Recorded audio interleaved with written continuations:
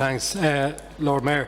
I think it's quite incredible that you had the Minister, the former Fine Gael member, Dennis Naughton, who's the Minister for the Environment, Climate Change, saying that he has no responsibility whatsoever to in any way control or regulate the private waste operators. I think it's an absolutely disgraceful abdication of responsibility on his behalf. I think it is just indicative, though, of what their former leader and former Taoiseach was his mantra, which was always Ireland, the best little country in the world in which to do business, because all of the attention and all of the state's focus over the last 15 and more years in the waste management area has been on households, on the individualisation of waste management in Ireland, and that has deflected away from the real culprits, the real wasters, the ones who actually produce most waste, which is those in demolition, in construction, in industry and in agriculture.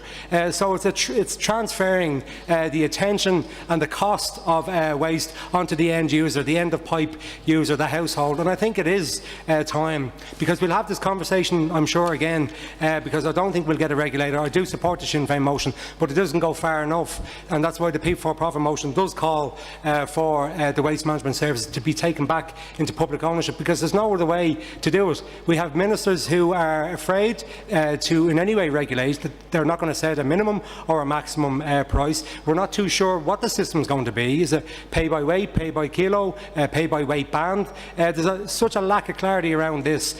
Most of the companies are offshore. They don't treat the workers in the best ways imaginable, and I just think on such an important service, which was formerly part of the common good until Fianna Fail gutted it and Labour and Fine Gael facilitated the privatisation of it, the collection of waste services in a society should be funded through public taxation. It should be a public service. So I think we need to, rather than throwing our hands up in the air each and every time there's a bit of a crisis, we need to actually say stop. We need to take it back into public control, and that way we can regulate it properly and provide the citizens of not only Dublin but the rest of the country with a proper waste management service. Thank you, Chair.